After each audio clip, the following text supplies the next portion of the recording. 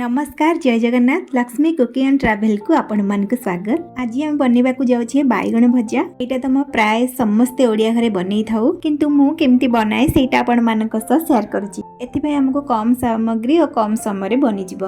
हमें बाइगण नबा बाइगणटा टिके बड़ साइज हेले भल भजाटा हबो देखिबा को सुंदर लागिबो भजाटा आ खाया को बहुत टेस्ट आसीबो। सेति पय हमें प्रथमे बाइगण को भल से धोई की सर्कल साइज रे काटि दबा।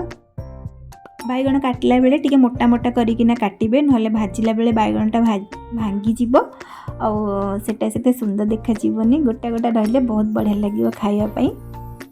एबे बाइगण को काटिकिना पानी रे पकेइकिना ताकू धोई देबा भल से तापर गोटे प्लेट को काढी दबा।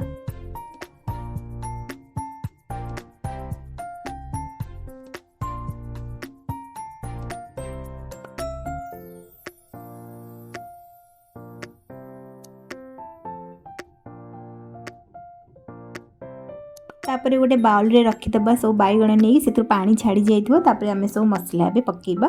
प्रथमे मु लंका गुंड पकेइची तापर हमें हळदी गुंडा पकेबा। मसला सब आड़े खेले की भल से पकेबे जेमति कि बाइगण रे सब आड़े लागिबो। एबे हमें पकेबा टिके धनिया पाउडर तापर जीरा पाउडर तापर स्वाद अनुसार लूण तापर दबा गोटे बड़ चमच बेसन तापर गोटे 2 चमच दबा पानी। तापर मसला को बाइगण रे गोले की सब आड़े लगे देबे बाइगण रे भल से गोले किना जेमति कि सब बाइगण रे लागिबो भल से मसलाटा भल से गोले किना आपण चाहिले 5 मिनिट रखि पारिबे नले सांसे आपण भाजी पारिबे। गैस लगे कि तावा बसेबे तावा भल से गरम हेले तेल पकेबे सोरिष तेल रे भाजीबे बहुत बढ़िया टेस्ट आसीबो।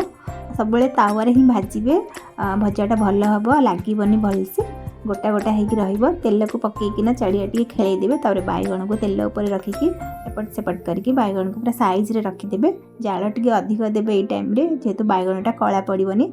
तापर मीडियम टू लो रे रखिकिना ताकू भाजीबे गोल्डन ब्राउन होला पर्यंत दुई पट साइड उल्टो पल्टो करकिना भल से भाजीबे क्रिस्पी होला पर्यंत।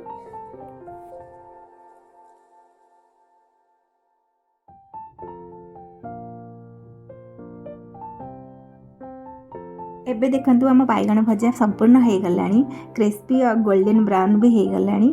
बहुत कम समय रे हो गला बहुत कम सामग्री रे आपण करि परिबे एटा को चटपटा आइटम पखाल भात सह खाया को बहुत बढ़िया लागिबो। आपण माने एमती करिकि खांतु घरे। आ वीडियो भल लागले लाइक करंतु बेसी भल लागले कमेंट करंतु।